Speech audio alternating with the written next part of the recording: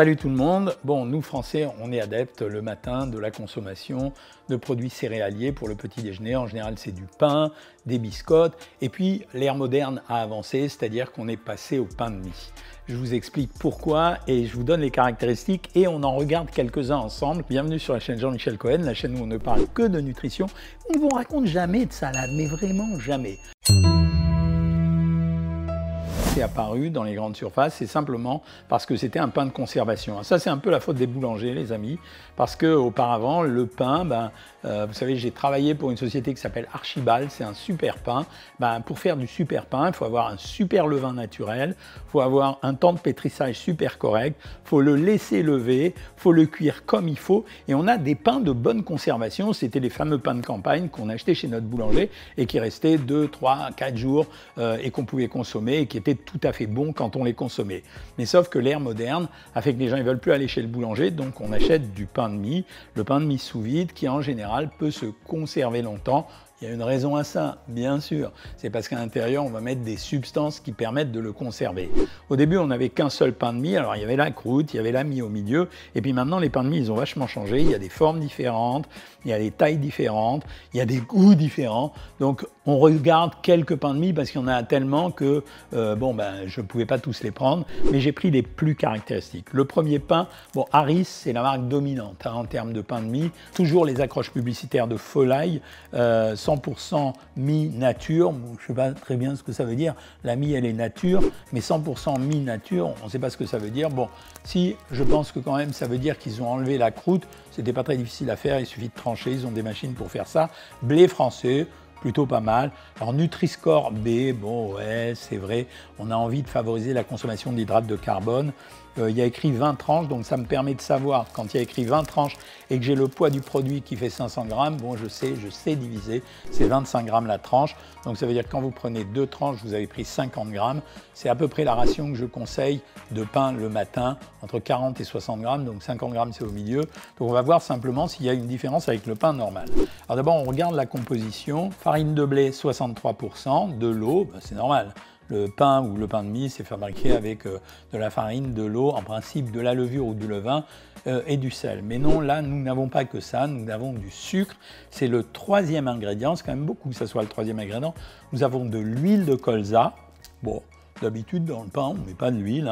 Nous avons le sel, du vinaigre, de la levure. En dernier ingrédient, parmi les ingrédients nobles, de la farine de fève, du gluten de blé, ça c'est pour aérer le pain, de l'arôme, contient de l'alcool, extrait d'acérola. C'est parce que quand vous mettez de la vitamine C, quand vous pétrissez le pain, ça permet une levée du pain qui est plus rapide et plus aérée. Alors on regarde la composition, 264 calories pour 100 grammes. Alors c'est un peu plus que du pain normal, le pain c'est 250 calories pour 100 grammes, là on est 5% au-dessus. C'est un peu plus riche, mais c'est lié à la nature des ingrédients. Matière grasse, 4 grammes. Pour 100 grammes, si je prends 50 grammes, il y a 2 grammes, c'est la moitié d'une cuillère à café d'huile, ça peut passer. Glucides, 48 grammes, je m'y attendais, c'est la farine de blé. Fibres alimentaires, 4 grammes, il y a quand même des fibres, donc c'est correct. Et sel, 1,1 g, c'est un peu trop salé. Le sucre ajouté, c'est 7 grammes pour 100 grammes, c'est beaucoup. Ça veut dire que chaque fois que vous prenez 2 tranches de pain de mie, vous prenez en fait presque un carré de sucre. C'est beaucoup. Pas de conservateur, ça c'est plutôt pas mal. Alors j'ai comparé par rapport à quoi? Par rapport à celui-là, je vais le prendre en premier. Alors ça, celui-là, c'est des nouveautés. On voit maintenant apparaître dans les grandes surfaces. Ici, c'est un pain de chez Carrefour parce que j'ai commandé chez eux. Carrefour est en train d'aller chercher des produits hors terrain national, c'est-à-dire en Europe. Dans le premier pain de mie dont je viens de vous parler, il y avait de l'huile de colza. Et ici, ils ont noté, mais c'est une accroche publicitaire, sans huile de palme. Les autres auraient pu le dire, pareil, puisqu'il n'y avait pas d'huile de palme. On va commencer par la composition. On a de la farine de blé pour 65%, c'est un peu plus que dans l'autre, de l'eau, du sucre comme dans l'autre, la levure, de l'huile de colza. Alors, la levure ici est devant les autres et dans l'autre, on avait du vinaigre en premier avant la levure, du gluten de blé, pareil que l'autre. Ils ont mis eux aussi du vinaigre d'alcool, émulsifiant, mono et diglycéride, conservateur, propionate de calcium. Alors, un peu moins bon, le pain de mie de chez Carrefour à cause des conservateurs. Valeur calorique 250 calories pour 100 grammes. Là, c'est semblable au pain, mais la différence est tellement faible que ça ne compte pas. Dont sucre 8,5 grammes, il y avait 7 grammes chez Harris. Le sel 1 gramme, il y en avait un petit peu moins, mais grosso modo, à cause de la composition, j'ai préféré le pain de mie de chez Harris, malgré les restrictions que je mets. Celui-là, pourquoi? Parce que Harris nous vend, vous savez, c'est dans les accroches publicitaires, on met souvent maintenant du sans quelque chose. Ici, on avait du sans huile de palme, alors qu'il n'y en a jamais. Bon, ici, on a sans sucre ajouté. Écoutez, c'est plutôt pas mal. Par contre, on a de la croûte autour. Après, c'est une question de goût. On va regarder la composition, mais je ne serais pas surpris qu'on ait une composition à peu près équivalente.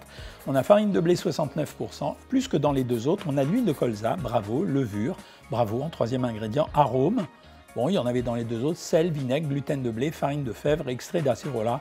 C'est pas mal. Moi, je trouve que la composition de ce produit-là est intéressante.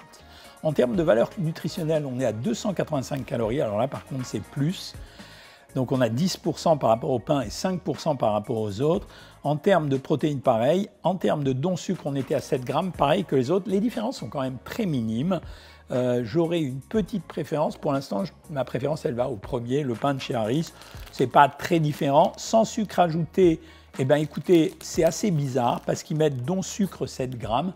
Donc ça veut dire qu'à la cuisson, il y a du sucre qui s'est développé. Mais quand on dit sans sucre ajouté, alors je ne vois pas pourquoi les autres ne disent pas ça, parce qu'on devrait en avoir également sans sucre ajouté, mais ils ne l'ont pas précisé. Donc là, il y a un mystère, pourquoi ils écrivent sans sucre ajouté alors qu'on a du sucre, et il est catégorisé Nutri-Score B, bon, comme tous les pains de mie. Après, j'ai pris ça parce que, voilà, on a toujours les pains de mie du rayon diététique. Moi, je ne suis pas un fan du rayon diététique parce que souvent, c'est une façon de nous vendre plus cher les choses.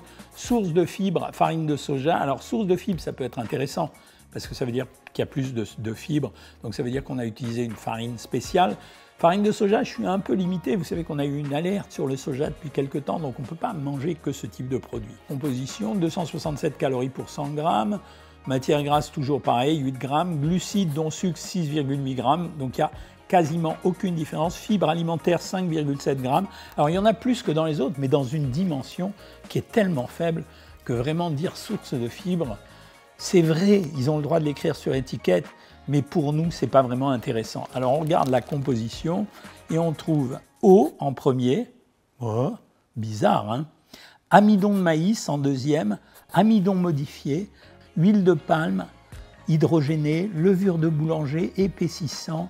Oh là là là là, vous vous rendez compte, enfin je veux dire, ce produit qui se présente comme un produit sans gluten, sans lactose, source de fibres, farine de soja, franchement la composition, je vous la relis tellement elle me scotche.